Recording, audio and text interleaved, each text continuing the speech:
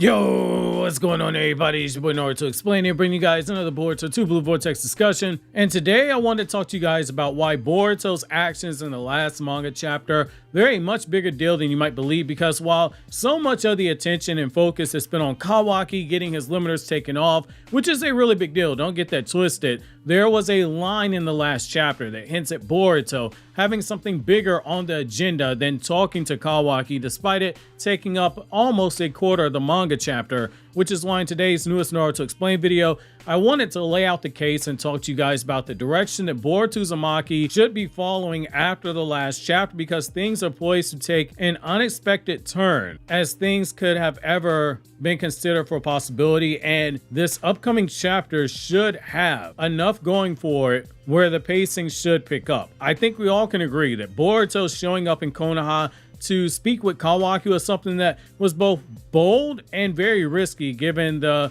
relationship situation they have and the fact that so many Konoha shinobi, they were actively looking for Boruto, yet he waited in plain sight behind the Hokage office to speak with Kawaki. It reeked of this merely being a side quest for Boruto, or at the very least, an act of unfinished business before leaving his birthplace to go back into hiding. Yet Kawaki wasn't the most important thing on his mind, because he had more pressing matters outside of the village that required his attention, almost as much as the release of the official Naruto Explained weighted plushie that is available on Gimme Swag's website, which I can say I proudly had a hand in helping design. It comes with the weighted and removable championship belt, which has the channel logo on top of it, as well as 1010 316's t-shirt, which is our required Lady 1010 meme and pays homage to my second favorite wrestler of all time, Stone Cold Steve Austin, famous for the Austin 316 promo. Use my promo code Naruto Explain 15, as in one word, to get 15% off your order. And best of all, if we don't hit 100 plushies ordered, then it is 100% fully refundable, so it is a win-win for you. We had 100 orders and you get this really cool plushie I helped design over the last few months, and if we don't hit it, then you get your money back. Either way, you're helping support the channel and it goes a really long way. Pre-orders, they are now live on my link in the description box and in the pinned comment until December 3rd, so much appreciated if you guys would check that out. Just before Boruto left, he stated that he had somewhere else to be,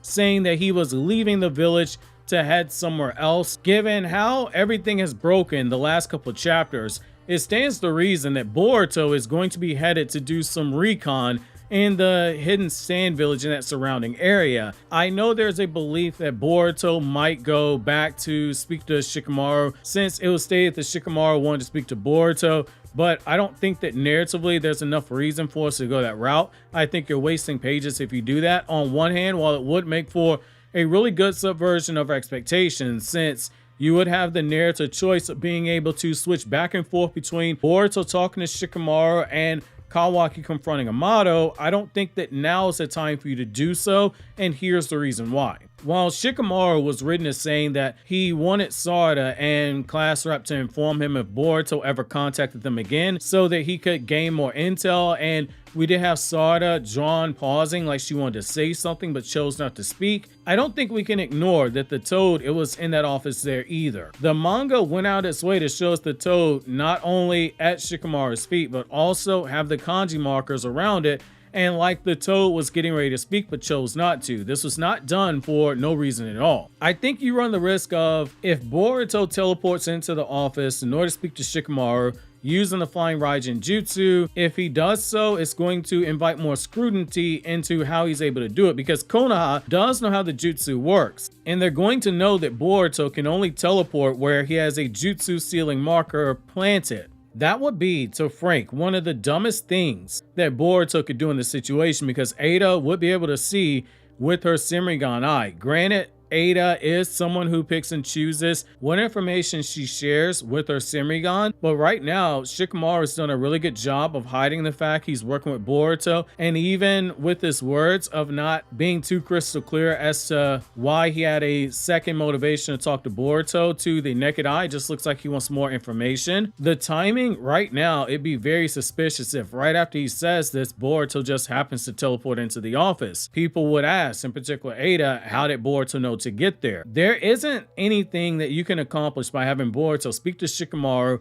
in the Hokage office that you can't already do by having the Toad communicate those same words as well. Anything Boruto knows, Kashin Koji knows. Kashin Koji is the one whose voice speaks through that toad when it speaks to Shikamaru. The toad goes completely unnoticed in that instance, depending on where Ada projects herself if she uses it, but she would have no reason to look into Shikamaru's office unless Boruto were to suddenly appear there. Think about it for a second. Ada said more than once she gets bored looking at stuff with her Semigon eye. Shikamaru is in his office and he's likely doing paperwork. She has no reason to spy on anyone who she has zero reason to suspect is working against Kawaki right now or even knows the truth about omnipotence. Anything Boruto would need to say to Shikamaru, again, it can be passed on through the toad, and Shikamaru is a good enough of an actor to not give away he's speaking to somebody, and he's smart enough to be able to come up with a way to introduce the information without it being suspicious that he came to that conclusion that he did without having prior intel. Shikamaru is the type to put pieces together. Nobody doubts that. That's why I firmly believe we're more likely to see Boruto heading off into the Land of Wind and around the Sand Village, because Boruto most likely has been informed about the attack on Gaara and on Shinki. I don't think that we got that flashback for no reason, especially now that we know that the Shinju, they're on the move, and that Code is out looking for Boruto and Kashin Koji, that Code is working for Jura right now. There feels like there is this shift that is coming, and for all of this to happen after Kashin Koji is revealed to have the ability to see all possible futures, it makes me think that we stand to reason for Boruto to be heading to look through the Sand Village to gain more intel. Because while Koji can see possible outcomes, Koji also needs more information. The toad was there when Shikamaru was being informed by Kankuro about what happened in the Land of Wind, and given there was a whole battle that takes place in the other section of the hideout that Kashin Koji was in, it makes me believe that Koji would want to know everything else that's going on.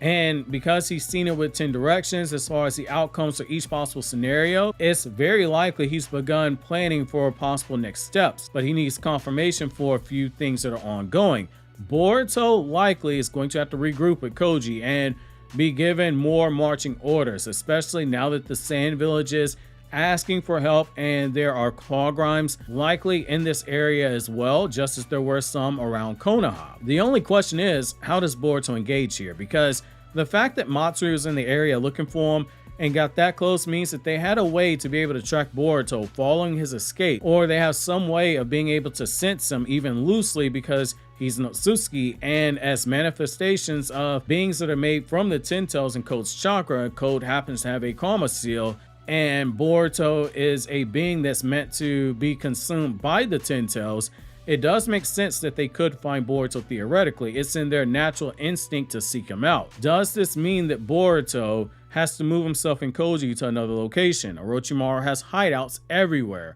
Or do they roll the dice and do they stay where they are? With Koji giving information from a safe space, a safe distance, if you will. There are a few paths that this whole situation can go from here. But Boruto isn't going to sit by and just operate without knowing the full situation on the ground, especially with Jura's army of Shinju out on the move and growing with each day. And we know Boruto is aware of how to save those who have been turned into trees and had their chakra used as a basis to become unawakened Shinju. Boruto being out in the open is something that has the potential to lead us to Boruto versus Ryuu for a few reasons. Now that we know about the Thorn Soul bulbs and how it can be used to reverse Otsutsukification, and by that I mean being turned into a tree, since we don't have like official name for it, I'm just kind of calling it Otsutsukification. I guess we could call it treefication or Shinjufication. Those kind of sound a little lame to me, so I'm just going to go to Otsutsukification. But getting back to it though, here's the thing. Boruto likely feeling guilt for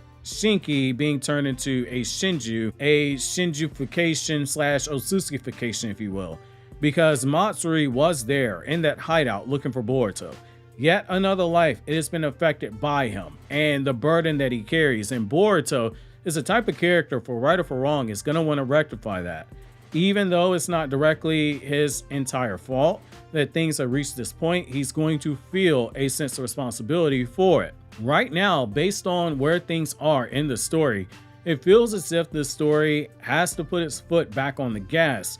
after 3 setup chapters in a row. While chapter 13 gave us a much needed flashback material and an explanation on Kashin Koji's survival following the Ishiki battle, Chapter 14 suffered from the aspect of dramatic irony, which, while it's usually a good thing, in this case, most of the material that was presented in this chapter was information that we as the audience we already knew, but the characters in the universe they didn't know, and it did confirm some of the speculation that existed within the community, like Jura being the 10 tails humanoid, and Shinki being the person whose chakra was used to make the newest awakened Shinju Ryu. Chapter 15, on the other hand, gave us a flashback, and it dropped a bombshell about Kawaki having limiters on his power level, making it clear Kawaki has another gear of power to unlock and to step into another tier. But now that the pieces they've all been put into place here, this feels like the best chance to put the foot back on the gas right now. And Boruto, I believe it's the best vehicle to do so. I know a lot of people want to see Sarda and the others